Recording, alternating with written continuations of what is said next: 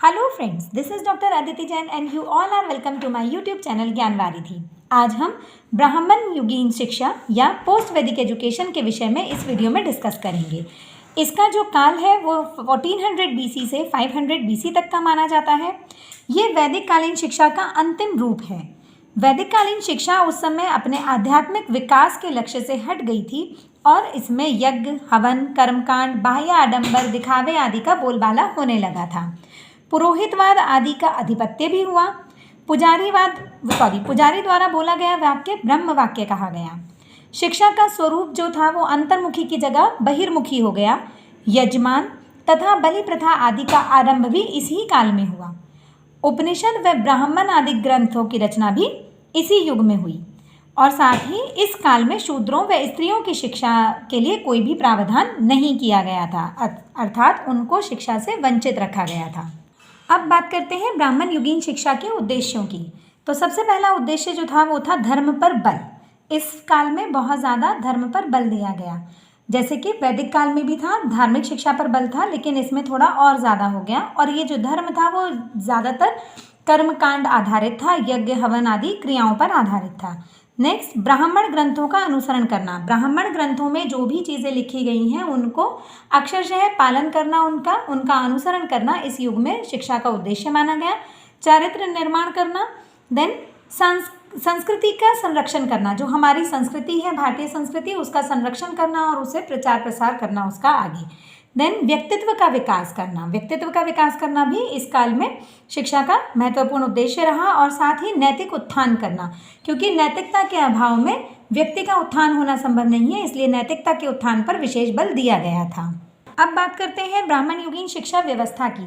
तो शिक्षा के केंद्र जो थे वो गुरुकुल या प्रकृति के संपर्क में शिक्षा होती थी और शिक्षा निःशुल्क होती थी। साथ में गुरु के लिए दक्षिणा का प्रावधान था कि अपनी एजुकेशन को पूरा करने के बाद छात्र गुरु को दक्षिणा प्रदान करते थे। अब बात करते हैं शिक्षण विधियों की। तो उस समय में श्रवण मतलब सुनकर सीखना, मनन जो भी कुछ सुना है उसका चिंतन करना, मनन करना, अपने मन में ध्यान करना उसका। देन चिंतन, अगेन दोनों मीन्स ये बहुत ज़्यादा आंतरिक चिंतन की बात होती है कि उसको अपने अंदर तक लेकर जाना, उसको चिंतन कहते हैं। मौखिक वाचन के द्वारा पढ़ाया जाता था, जो भी चीज़ें होती थी वो मौखिक होती थी। देन प्रश्नोत्तर विधि, छात्र को कोई भी अगर संशय है तो वो शिक्षक से प्रश्न कर सकता है या फिर शिक्षक अपने व्याख्यान के बाद में छात्रों से उनकी नॉलेज का मूल्यांकन करने के लिए प्रश्न कर सकता था। देन व्याख्यान, लेक्चर्स जो होते थे वो क्योंकि मौखिक विधि ही ज़्यादातर थी तो लेक्चर मेथड बहुत फ्रीक्वेंटली यूज़ होता था। और इसके अलावा शास्त्रार्थ, जो भी शास्त्रों के द्वारा बच्चों को पढ़ाया गया है उसका जब भी असेसमेंट होना होता था, आकलन किया जाना होता था, तो शास्त्रार्थ की बात की जाती थी कि कितना शास्त्रों का ज्ञान है, उसको लेकर दो समूह या दो व्यक्तियों के बीच में एक शास्त्रार्थ होता था जिसमें अपनी अपनी बातों को वो लोग शास्त्रों के आधार पर कहते थे और फिर उसी के आधार पर बच्चे का मूल्यांकन किया जाता था। नेक्स्ट इज गुरु शिष्य संबंध। गुरु शिष्य संबंध जैसे वैदिक काल में थे, आत्मीय थे, मधुर थे।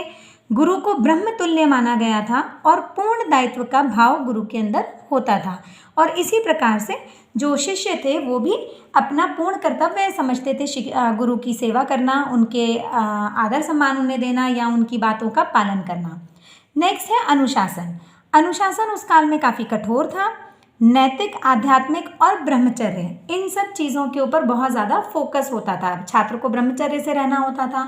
आध्यात्मिक मतलब क्योंकि धर्म ग्रंथों के ऊपर बहुत ज़्यादा बल था तो बच्चे को धार्मिक अध्ययन करना भी ज़रूरी था और नैतिक उत्थान की बात भी इस युग में बहुत ज़्यादा की गई थी।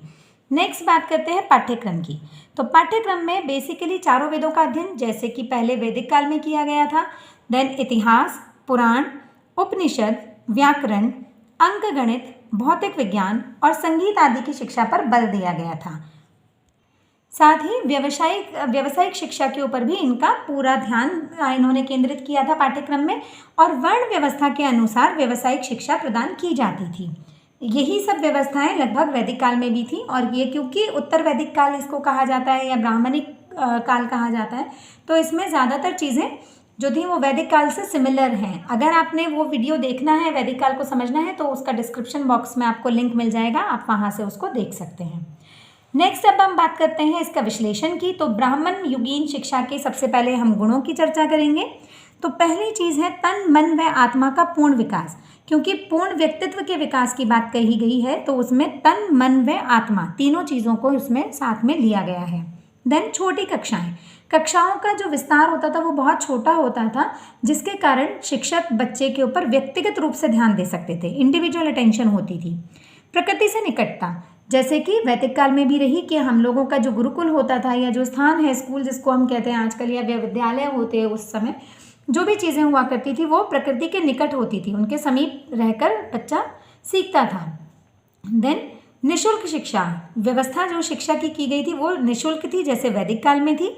नेक्स्ट समाज के प्रति कृतज्ञता का भाव, ये बहुत महत्वपूर्ण उद्देश्य है कि इस टाइम पर छात्र के अंदर या विद्यार्थी के अंदर समाज के प्रति कृतज्ञता के भाव को विकसित किया जाता था कि समाज ने हमें कुछ व्यवस्थाएं दी है, हमें उसको पालन करना है, उसके प्रति हमारे कुछ उत्तरदायित्व हैं जिनकी हमें पूर्ति करनी होती है।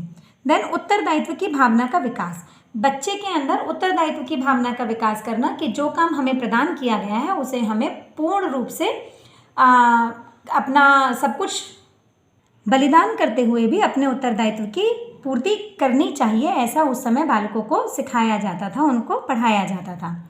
अब जहाँ हमने गुणों को डिस्कस किया है वहीं पे हम इसके कुछ दोष हैं उनको भी डिस्कस कर लेते हैं। तो पहला अति धार्मिकता, ब्राह्मण युग में धार्मिकता के ऊपर बहुत ज़्यादा बल दिया गया था जो कि सही नहीं था, एक लिमिट में होनी चाहिए हर चीज़, लेकिन यहाँ पर अति धार्मिकता का भाव था।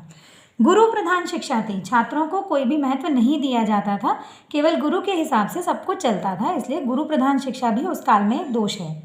ब्राह्मणों को प्रधानता, एजुकेशन में अगर हम देखें या किसी भी चीज़ में देखें तो जो भी प्रधानता होती थी वो ब्राह्मणों की होती थी, और इसीलिए उसमें क्योंकि मतलब ब्राह्मणों का वर्चस्व था उस समय, ब्राह्मण काल कहा जाता था, ब्राह्मणों का बहुत ज़्यादा योगदान था क्योंकि यज्ञ हवन कर्मकांड आदि पर बहुत एम्फेसाइज किया जाता था, तो हर चीज़ में ब्राह्मणों को प्रधानता मिलती थी। कर्मकांड की प्रधानता, आध्यात्मिकता से ज़्यादा क्रियाकांड कर्मकांड पर ज़्यादा बल दिया जाता था उस काल में। स्त्री शिक्षा की अवहेलना भी की गई थी, स्त्रियों के लिए कोई भी प्रोविज़न नहीं थे एजुकेशन के, जैसे कि वैदिक काल में हुआ करते थे, यहाँ पर नहीं होते थे। जाति पर आधारित शिक्षा, जैसे कि हमने देखा कि व्यावसायिक शिक्षा जो थी वो वर्ण के आधार पर थी, तो उसी तरह मतलब जाति पर आधारित शिक्षा कहा जा सकता है इसको, कि जो भी शिक्षा बच्चे को मिलती थी वो उसकी जाति के आधार पर मिलती थी।